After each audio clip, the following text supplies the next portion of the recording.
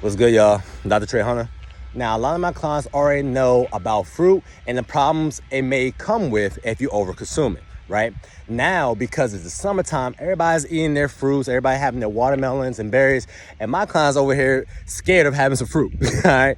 So today, what we're gonna cover is why you can have some fruit. Everything's about in moderation, right? Why you should watch out for fruit in the first place, especially if you wanna go ahead and get as lean as possible, especially if you wanna get your stomach flat. And last but not least, what are the best tips that you can start incorporating so you're having your cake or you're having your fruit and eating it too? Simple, all right? So first things first, what is the problem with fruit? All right, so when you're actually consuming fruit breaks down into the human body as fructose. It has a lot of fructose within fruit, right? Just like something that's sugary has a lot of glucose in it, fruits essentially has a lot of fructose in it. Now, fructose is the sweet thing that you actually taste. So fructose is the thing that actually makes things sweet. So if you ever had like a beverage that was kind of sweet, or you actually had some cake that was kind of sweet, that is the fructose molecule within the actual cake, you know? So this is the thing that makes things addicting, because you want to overconsume it. Because why? Because it tastes good. It's that simple, right? But the problem with fructose is the only thing that can process fructose within the human body, or what your body prefers to it to metabolize it, will be the liver. Right? Now, when you actually consume a whole lot of sugar, a whole lot of fructose, what happens is your liver actually detoxifies, right? But it also metabolizes a lot of the things that you provided. And then it's going to ship it out to the places that it needs to be, all right? So your liver actually synthesizes its own cholesterol. It go ahead and breaks down fatty lipids. That way it can go ahead and be transferred to other places. And it also breaks down glucose and fructose, all right? So when you give your body a lot of fructose, only your liver can process it. Your liver is only but so big, right? So what a problem is, a lot of people overindulge or overconsume a lot of fructose, because now we're not eating fruit anymore, we're drinking it. You know? Now, is it easier for you to eat 5 apples, or is it easier for you to blend up 5 apples and consume it? Of course, everybody's going to say it's going to be harder for you to eat it. There's a reason for that. Now, when you actually look at the main source of fruits in America now, a lot of people's not actually eating their fruits. They are drinking their fruit. You're going to the store, you see the Mott's, and it says, oh, it got vitamin C in it. Let me go ahead and drink my fruit. Versus you actually eating that apple juice, you know? So apple juice and apples are 2 totally different things, just like oranges and orange juice is 2 totally different things. That's one thing I want you to always keep in mind. If you're gonna do it, make sure you eat it and do it the right way, all right? Now, the problem with this is when you're consuming, once again, a lot of fructose coming from fruit juices, right? Or very sweetened beverages, what's gonna happen is your body's gonna say, okay, cool, we're receiving this fructose overload, right? We gotta do something with all this extra energy. We're gonna store it as fat. That's why you see a lot of people who, they probably don't even eat a lot of food. Or somebody like a skinny alcoholic man, right? But he has a beer belly. Why does all his fat go right here? It's because his liver been metabolizing so much beer or so much alcohol that it started to store some intrahepatic fat, and then it's going to start dishing out all the fat into the visceral area, which is what? Your stomach. See what I'm saying? So the only 2 main things that can cause somebody to have really a beer belly or a pudge, and they're skinny, that means that is somebody that overconsumes a lot of fruit or a lot of alcohol. There's no other way the human body can do that. Simple. All right. So these are the 2 main things you need to pay attention to: very high sugary things and alcoholic beverages or fruit in general. Okay. But now, with that being said, you having fruit once, twice a week, it's not going to kill you. Okay, so when you're out and about and now you see a whole spread, you might see some apples, some oranges, some tangerines, some melons, some berries, etc. Now we all know, especially if you're my client, that the best type of fruit overall is what?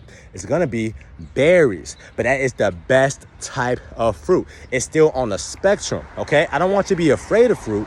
I want you to understand fruit. Because a lot of people, when you're going to the store, you're just gonna pick up them apples, you're gonna pick up them oranges, you're gonna pick up them cherries, you're gonna pick up them grapes. That's little bags of sugar, literally, right? And you're not thinking nothing of it. And you're saying, okay, well, these bags of grapes is going to be better than me having some ice cream, so I might as well have these bags of grapes. And then you're crushing the whole entire bag of grapes in a day or two. And ironically, if you actually go ahead and did the metrics and you actually broke it down, you was better off having ice cream, you know? So overall, what I want you to know is this. Everything in moderation is okay. You overdoing something, that's where problems start to arise. The thing is, nobody knows how much is a serving of food anymore. You're just assuming. You're just categorizing things as good food and you're categorizing things as bad food. And when you think like that, now you're saying, okay, cool. Well, I can't have no ice cream, but I always heard that fruit was good my entire life. So I'm gonna go ahead and have the cherries and grapes, even though it's doing the exact same thing in the human body.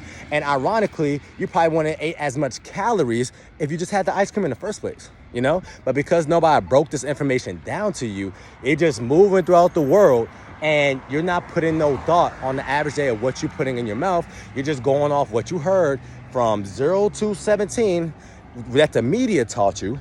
And once again, the media does a whole lot of manipulation, and it does something called marketing. So of course I'm gonna say, hey, drink milk is gonna make you give stronger bones. We all heard that campaign before, right? The Got Milk campaign. We all heard that, oh, fruits and vegetables are healthy, right? Where'd that come from? The food pyramid. But ironically, the reason why they did that is because they needed fruit sales to go up. So what would you rather have? Would you rather have a plate of berries, or would you rather have a plate of vegetables? Everybody's gonna say a plate of berries. Why? It got fructose in it, it tastes sweeter, it tastes better overall, right? So if I categorize, hey, fruits and vegetables are healthy, and if you go into the store, what is the very first thing in the store that's gonna go bad? It's not gonna be the vegetables, it's gonna be the fruit. So we need to go ahead and get this fruit off the shelves.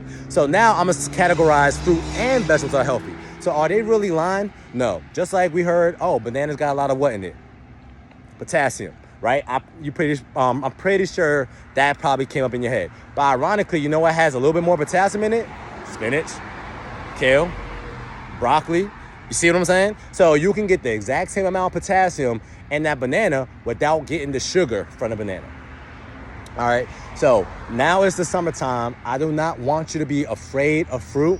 What I want you to do is make sure you're just never or very sparingly drinking your fruit. Or you having those acai bowls with the granola, with the honey, with the bananas, with the coconut flakes, and you have 3-4 different types of fruit concoction in it. It's that.